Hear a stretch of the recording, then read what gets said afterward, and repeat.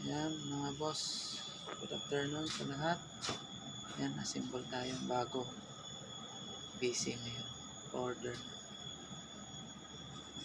customer. Ayan, i3 yan.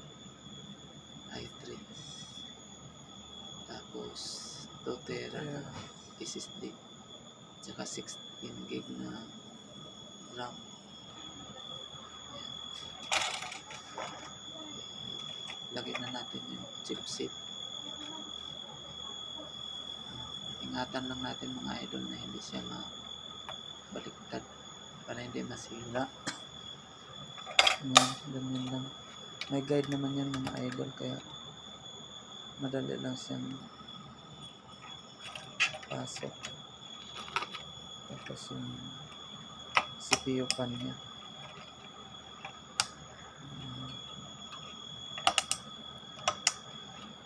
Ayan. Bago natin siya lalagyan ng memory. Yan mga idol. Yan ang memory.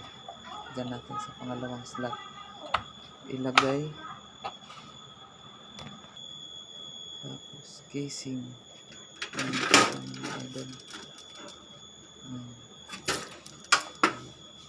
165+6 ang model.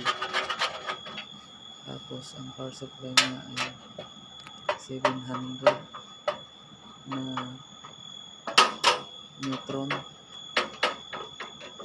capacity niya. Ganyan lang maglagay mga idol, pero mga bago yan. Kasi naman tayo dyan mga idol para makarami din naman akong views.